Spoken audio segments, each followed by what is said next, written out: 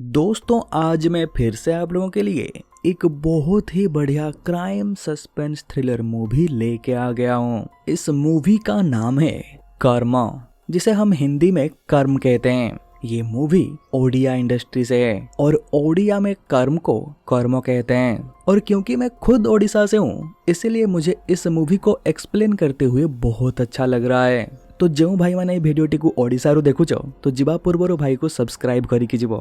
जय जगन्नाथ। दरअसल ये मूवी एक सिंपल सी लाइन को पकड़ के चलती है कि तुम जैसा कर्म करोगे तुम्हें वैसा ही फल मिलेगा।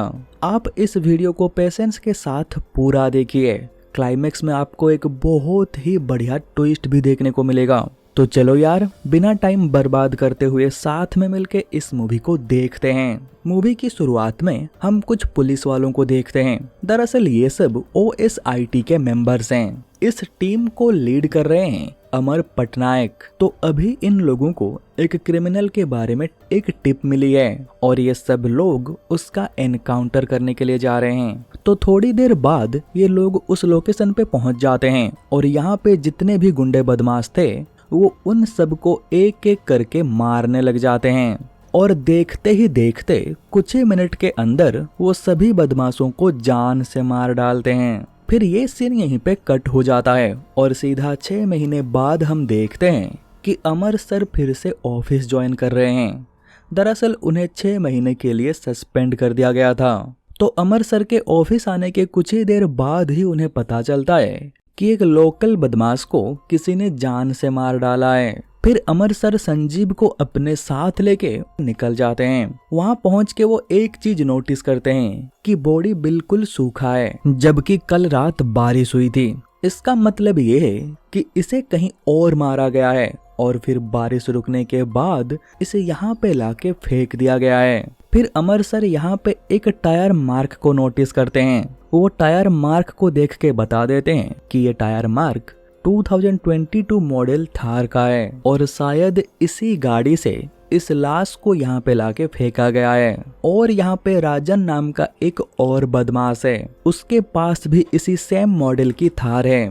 फिर अमर सर पुलिस से कहते हैं तुम उस राजन को उठाओ और उससे सख्ती से पूछताछ करो, देखना तुम्हें वहां से कुछ ना कुछ तो मिल ही जाएगा। फिर अमर सर और संजीव यहाँ से चले जाते हैं और ऑफिस पहुँचने के लिए वो एक शॉर्टकट लेते हैं ताकि वो ऑफिस जल्दी पहुँच जाएं। ये शॉर्टकट रास्ता जंगल के अंदर से होते हुए जाता है। फिर थोड़ी देर बाद रात हो जाती है। ये दोनों मस्ती मजाक करते हुए जा ही रहे होते हैं, तभी उनकी गाड़ी बीच रास्ते में बंद हो जाती है। अमर सर गाड़ी को फिर से स्टार्ट करने की बहुत कोशिश करते हैं पर गाड़ी फिर से स्टार्ट नहीं होती है। फिर वो अपने दोस्तों को कॉल करके यहाँ पे बुलाने का सोचते हैं पर इस जंगल के अंदर नेटवर्क नहीं होता है। इसका मतलब ये है कि शॉर्टकट के चक्कर में ये दोनों यहाँ पे बुरी तरीके से फंस चुके हैं। तभी उन्हें जंगल के अंदर से एक रोशनी दिखाई देती है। उन्हें लगता है जरूर वहाँ पे कोई तो होगा, हम उससे मदद मांग सकते हैं। फिर ये दोनों उस रोशनी की तरफ जाने लगते हैं। फिर जब ये लोग वहाँ पे पहुँचते हैं तो वो देखते हैं कि ये एक कब्रिस्तान है। तभी अचानक से एक बूढ़ा आदमी इनके सामने आ जाता है। दरअसल ये यहाँ का केयर टेकर है। ये यहीं पे रहता है और डेड बॉडीज को दफनाने का काम करता है। अमर सर उसे अपनी सिचुएशन के बारे में बता देते हैं तो वो बूढ़ा आदमी कहता है, हाँ हमारे गांव में आपको मैकेनिक तो मिल जाएगा पर इसके लिए आपको कल सुबह तक इंतजार करना पड़ेगा क्योंकि इस टाइम पे कोई भी मैकेनिक आपके लिए नहीं आएगा। तो अमर सर उसे कहते हैं क्या हम दोनों आज रात आपके यहाँ रुक सकते हैं? तो वो केयरटेकर कहता है हाँ सर बिल्कुल रुक सकते हो, 1 मिनट रुकिए मैं आपके लिए कुर्सी निकाल देता हूँ, आप वहाँ पे बैठिए, तब तक मैं घर को थोड़ा साफ कर दूं क्योंकि मैं यहाँ पे अकेला रहता हूँ तो पूरा घर गंदा पड़ा हुआ है। फिर अमर सर उस केयरटेकर से कहते हैं क्या आपके पास पीने के लिए कुछ मिलेगा? तो वो बूढ़ा आदमी कहता है हाँ देसी दारू है, चलेगा? तो अमर सर कहते हैं चलेगा नहीं दौड़ेगा। फिर ये दोनों दारू पीने लग जाते हैं और वो केयरटेकर इन दोनों के लिए खाना बनाने में लग जाता है। फिर ऐसे ही दारू पीते हुए संजीव उस केयरटेकर से पूछता है आप यहाँ पे अकेले रहते हो, आपकी कोई फैमिली नहीं है? तो वो कहता है जब मेरा बेटा रॉबिन बहुत छोटा था उसी टाइम मेरी पत्नी का देहांत हो गया था। फिर मैंने अकेले ही बहुत मुश्किल से रॉबिन को पाल पोस के बड़ा किया। फिर संजीव कहता है तो अभी आपका बेटा कहाँ पे है। तो केयरटेकर इस सवाल का जवाब देने लगता है और हम सब लोग एक फ्लैशबैक देखते हैं। तो हमें पता चलता है अभी उस केयरटेकर का बेटा रॉबिन शहर में कहीं मेडिकल की पढ़ाई कर रहा है। बहुत दिनों के बाद वो घर वापस आता है। दरअसल उसे कॉलेज में 2 लाख रुपए फीस देने होते हैं और उसी सिलसिले में अपने पापा से बात करने वो घर आया होता है। कुछ दिन गांव में रहने के बाद वो अपने पापा से 2 लाख रुपए मांगता है। दरअसल रॉबिन ये भी जानता है कि उसके पापा उसे पढ़ाने के लिए क्या क्या नहीं कर रहे हैं। वो उन्हें और परेशान नहीं करना चाहता है, पर मजबूरन उसे पापा से 2 लाख रुपए मांगना पड़ता है। तो रॉबिन के पापा उसे कहते हैं तुम मन लगा के पढ़ाई करो, मैं अगले 7 दिनों के अंदर किसी भी तरीके से पैसों का जुगाड़ करके तुम्हें भेज दूंगा।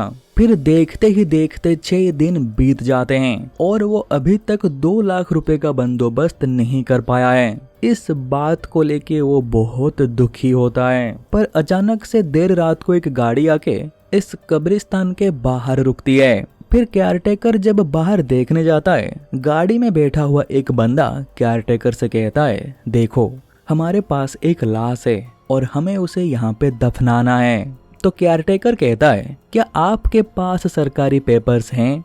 अगर पेपर्स हैं तो मैं लाश को दफना दूंगा, और अगर पेपर्स नहीं है तो मैं लाश को नहीं दफनाऊंगा, क्योंकि मैं यहाँ पे कोई भी इलीगल काम नहीं करता हूँ। तो सामने से वो बंदा कहता है देखो पेपर्स तो हमारे पास नहीं है, पर अगर तुम इसे दफना दोगे तो मैं तुम्हें 2 लाख रुपए दूंगा। ये 2 लाख का अमाउंट सुनते ही केयरटेकर सोच में पड़ जाता है। अगर वो ये काम कर देगा तो पैसों का प्रॉब्लम सॉल्व हो जाएगा। तो मजबूरन वो केयरटेकर इस काम को करने के लिए राजी हो जाता है। तो वो बंदा उसे वो लाश और 2 लाख रुपए दे के यहाँ से चला जाता है। फिर वो केयरटेकर फटाफट एक गड्ढा खोद के उस डेड बॉडी को वहाँ पे दफना देता है।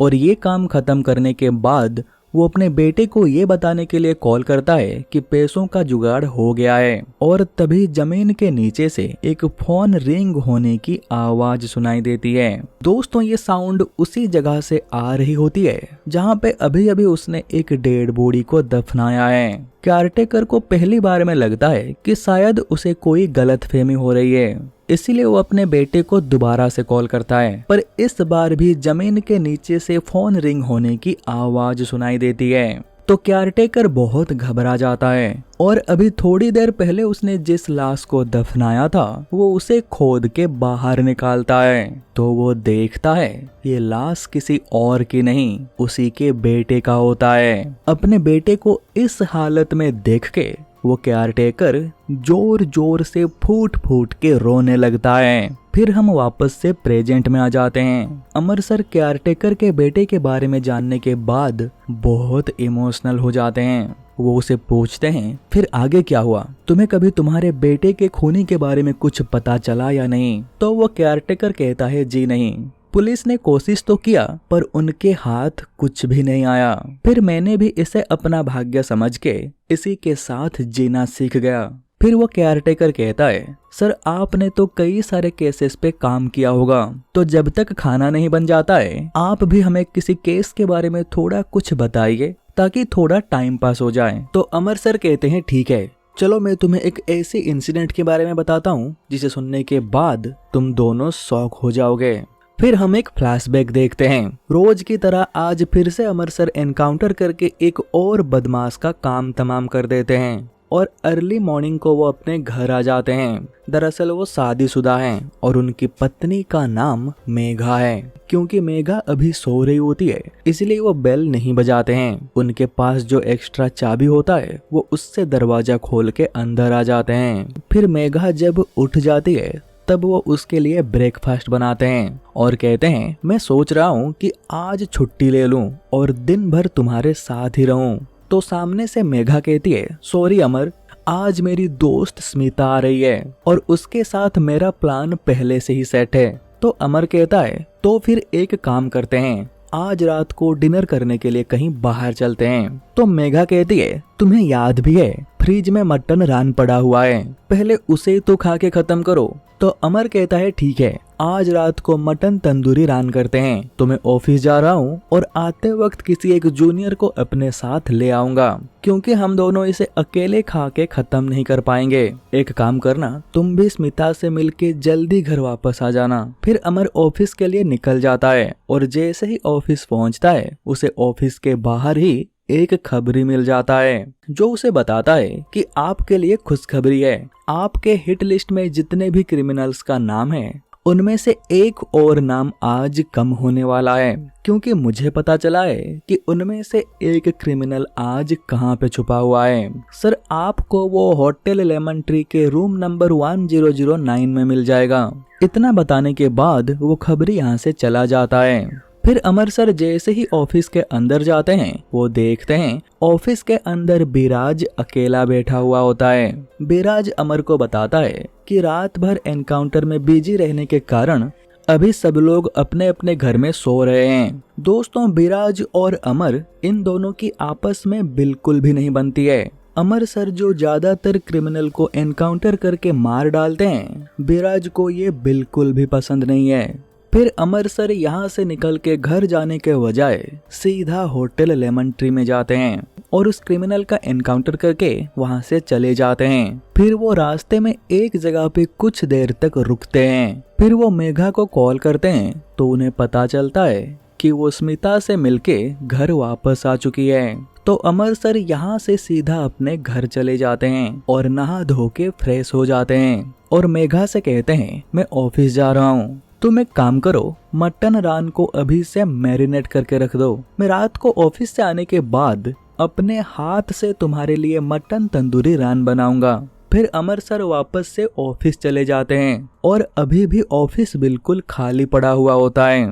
फिर वो संजीव को कॉल करके ऑफिस में बुलाते हैं और पहले तो उसे डांटते हैं कि मैं तुम्हें कब से कॉल कर रहा हूँ और तुम हो कि उसका कोई जवाब ही नहीं दे रहे हो। तो संजीव कहता है, सर फोन को साइलेंट पे रख के मैं सो गया था, आगे से ऐसा नहीं होगा। तो अमर सर कहते हैं, वो सब छोड़ो, अभी तुम मेरे साथ मेरे घर चलो, आज मैं तुम्हें अपने हाथों से मटन तंदूरी रान बना के खिलाऊंगा। संजीव अपने सीनियर को मना नहीं कर पाता है और उनके साथ चलने के लिए राजी हो जाता है। फिर ये दोनों यहाँ से सीधा घर के लिए निकल जाते हैं। घर पहुँचने के बाद अमर सर जब बेल बजाते हैं तो मेघा दरवाजा खोलने के लिए बाहर नहीं आती है। अमर सर को लगता है कि शायद मेघा कुछ सामान लाने के लिए बाहर गई होगी। फिर वो एक्स्ट्रा चाबी से दरवाजा खोल के अंदर आ जाते हैं। फिर सबसे पहले अमर सर मटन रान को फ्रिज से निकाल के ओवन के अंदर पकने के लिए रख देते हैं। फिर ये दोनों साथ में बैठ के थोड़ा बातचीत करते हुए वाइन पीने लग जाते हैं। फिर थोड़ी देर बाद ओवन के साउंड से ही अमर सर को पता चल जाता है कि मटन रान पक के बिल्कुल रेडी हो चुका है। फिर अमर सर मेघा को कॉल करते हैं ताकि जल्दी से वो घर वापस आ जाए और फिर ये तीनों एक साथ बैठ के डिनर कर सकें। पर मेघा की फोन बजने की आवाज बेडरूम के अंदर से आती है। अमर सर को ये थोड़ा अजीब लगता है। फिर वो जैसे ही बेडरूम के अंदर जाते हैं जोर जोर से चिल्लाने लगते हैं। उनकी चिल्लाने की आवाज सुन के संजीव भागते हुए सर के बेडरूम के अंदर जाता है तो वो देखता है सर की पत्नी मेघा वहाँ नीचे जमीन पे मरी पड़ी हुई होती है। अमर सर अपनी पत्नी की लाश को देख के जोर जोर से रो रहे होते हैं। फिर संजीव तुरंत अपने डिपार्टमेंट में कॉल करके इसके बारे में बता देता है। फिर थोड़ी देर बाद वो लोग फॉरेंसिक टीम के साथ यहाँ पे पहुँच जाते हैं और क्राइम स्पॉट को अच्छे से देखने के बाद वो अमर से कुछ सवाल पूछते हैं, जैसे कि आज दिन भर तुमने क्या किया। तो अमर सर उन्हें सब कुछ बता देते हैं। फिर एक फॉरेंसिक वाला बिराज से कहता है, हमने पूरे क्राइम स्पॉट को अच्छे से देख लिया पर हमें डाउट करने लायक कुछ भी नहीं मिला और दरवाजा भी अंदर से बंद था। इस केस में हमारे सामने दो पॉसिबिलिटी हैं। एक ये है कि मेघा अचानक से नीचे गिर गई होगी और सर पे चोट लगने के कारण उसकी मौत हो गई, या फिर मेघा किलर को जानती थी और उसी ने दरवाजा खोल के उसे अंदर आने दिया और उस किलर ने इस क्राइम को इतनी सफाई से अंजाम दिया है कि हमें उससे रिलेटेड कुछ भी नहीं मिल रहा है। फिर विराज संजीव से कहता है, तुम इस पूरे घर में उस चाबी को ढूंढो जो हमेशा मेघा के पास रहता था। अगर ये एक मर्डर है तो किलर यहाँ से भागते हुए उस चाबी का यूज किया होगा और शायद वो उस चाबी को अपने साथ ले गया होगा। फिर संजीव पूरे घर की अच्छे से तलाशी लेता है पर कहीं भी उसे वो चाबी नहीं मिलता है। फिर वो लोग मेघा की बॉडी को पोस्टमार्टम के लिए भेज देते हैं और अमर सर को थोड़ा सांत्वना देने के बाद वो लोग भी यहाँ से जाने लगते हैं। तो अमर सर उन्हें रोकते हैं और ओवन से उस मटन तंदूरी रान को निकाल के पैक करके उन्हें दे देते हैं और कहते हैं, मेघा की बहुत इच्छा थी कि आज रात हम इसे खाएं, मैं तो अब इसे खा नहीं सकता, तुम प्लीज इसे अपने साथ ले जाओ वरना मुझे इसे फेंकना पड़ेगा। तो वो लोग उस मटन तंदूरी रान को अपने साथ ले जाते हैं। फिर ऑफिस जाने से पहले वो सब लोग एक ठेके पे रुकते हैं और अमर ने जो मटन तंदूरी रान दिया था ये लोग उसे चखना के तौर पे यूज करते हैं। तो दारू पीते पीते विराज कहता है, पता नहीं क्यों पर मुझे ऐसा लग रहा है कि मेघा को अमर नहीं मारा है, इसीलिए हमें क्राइम सीन से कुछ भी नहीं मिला, क्योंकि अमर को अच्छे से पता है किसी क्राइम सीन को कैसे साफ किया जाता है। अगर मर्डरर कोई और होता तो जरूर कुछ ना कुछ सबूत छोड़ के जाता। तभी उदित कहता है, अमर सर मेघा मैम से बहुत प्यार करते थे, भला वो उन्हें क्यों मारेंगे। इस केस में मर्डर का रीजन और मोटिव दोनों ही मिसिंग है। अगर एक के बारे में भी हमें कुछ पता चल जाता है तो हम केस में आगे बढ़ सकते हैं। तो विराज उदित से कहता है, तुम एक चीज तो भूल रहे हो, रीजन और मोटिव को छोड़ो। अगर हमें मर्डर वेपन के बारे में पता चल जाएगा तो हम तुरंत खूनी को पकड़ सकते हैं। फिर इन लोगों की बातचीत यहीं पे खत्म हो जाता है और ये सब यहाँ से उठ के चले जाते हैं। फिर हम एक फ्लैशबैक देखते हैं कि असल में मर्डर वेपन कुछ और नहीं, वही मटन रान था जिसे अभी थोड़ी देर पहले ये लोग खा रहे थे और मेघा को मारने वाला कोई और नहीं अमर सर ही थे। फिर हम देखते हैं कि आखिर उन्होंने मेघा को क्यों मारा। दरअसल जब एनकाउंटर के बाद अमर सर लेमन ट्री होटल से बाहर निकल रहे थे तब उन्होंने वहाँ पे मेघा को संजीव के साथ देखा था। उन्होंने देखा कि ये दोनों एक रूम के अंदर चले जाते हैं। पहले तो उन्होंने सोचा कि वो अभी के अभी मेघा के पास जाएंगे और उसे पूछेंगे कि ये सब क्या चल रहा है, पर बाद में उन्होंने मन बदल लिया और यहाँ से चले गए। और जैसे कि हमने पहले भी देखा है, होटल से निकलने के बाद वो एक जगह पे रुक के सिगरेट पीने लगते हैं। वो लगभग 2 घंटे तक वहीं पे रुकते हैं। फिर वो मेघा को कॉल करके कंफर्म करते हैं कि वो घर पहुंची या नहीं। उसके बाद वो यहाँ से घर के लिए निकल जाते हैं। घर पहुंचने के बाद सबसे पहले वो कपड़े बदल के थोड़ा फ्रेश हो जाते हैं। फिर वो मेघा के पास आते हैं। मेघा उस टाइम किचन में होती है। फिर अमर सर मेघा से कहते हैं, अगर तुम आज स्मिता से मिलने गए थे तो फिर होटल लेमन ट्री में तुम संजीव के साथ क्या कर रहे थे। मेघा जैसे ही देखती है कि अमर को सब कुछ पता चल गया है, अमर के सामने वो रोने लग जाती है और कहती है, तुम हमेशा अपने काम में बिजी रहते हो, इसीलिए ये सब हो गया। मैं मानती हूँ मुझसे बहुत बड़ी गलती हो गई है, प्लीज मुझे माफ कर दो, आगे से ऐसी गलती कभी नहीं होगा। पर मेरा यकीन करो, मैं प्यार सिर्फ तुमसे ही करती हूँ। फिर अमर सर कहते हैं, ठीक है, हम आराम से बैठ के डिसाइड करते हैं कि आगे क्या करना है। तुम पहले रोना बंद करो और जाओ जाके मुंह धो के आओ।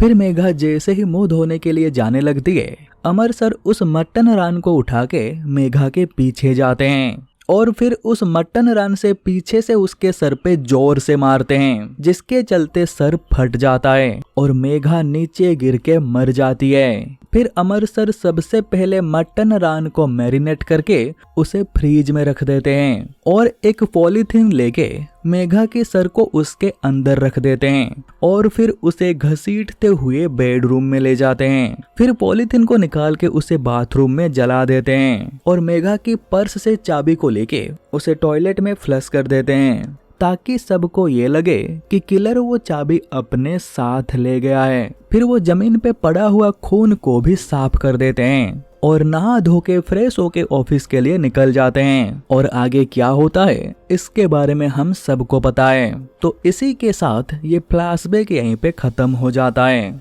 और हम वापस से प्रेजेंट टाइम में आ जाते हैं। तो हम देखते हैं डर के मारे संजीव अमर सर से माफी मांगने लग जाता है, पर अमर सर संजीव की एक नहीं सुनते हैं। वो उसके ऊपर गन तान देते हैं। अमर सर संजीव से कहते हैं मेघा को उसकी कर्मों का फल मिल चुका है, अब तुम्हारी बारी है। कर्मों का फल तो सबको मिलता ही है, भला तुम इससे कैसे बच सकते हो। पर इससे पहले कि अमर सर संजीव के ऊपर गोली चलाते, संजीव मौका देख के अमर सर के हाथ को धक्का देके यहाँ से भागने लग जाता है और इस धक्के के कारण वो गन अमर सर के हाथ से छिटक के थोड़ा दूर जाके गिरता है। फिर अमर सर विदाउट गन संजीव को ढूंढने लग जाते हैं और थोड़ा बहुत ढूंढने के बाद उन्हें संजीव मिल जाता है।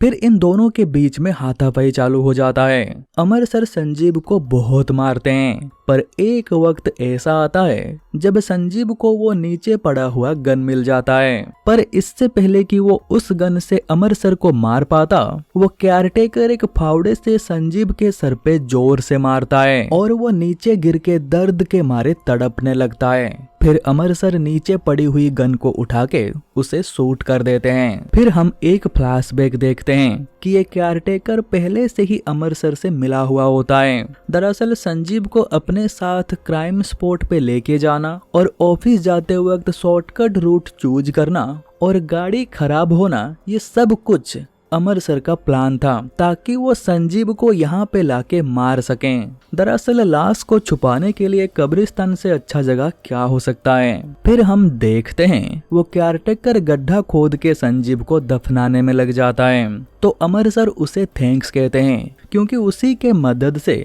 संजीव को उसके कर्मों का फल मिल चुका है। केयरटेकर कहता है अगर सबको अपने कर्मों का फल मिलता ही है तो फिर आप इससे कैसे बच सकते हो। इतना कहने के बाद केयरटेकर अपना फावड़ा उठाता है और अमर सर के सर पे जोर से मारता है। फिर हम देखते हैं वो अमर सर को भी मारने के बाद जमीन में दफना देता है। फिर हम एक फ्लैशबैक देखते हैं जब उस देर रात को वो गाड़ी वाला उन्हें पैसा और लाश दे के गया था, तब केयरटेकर ने उसके हाथ पे एक टाटू देखा था।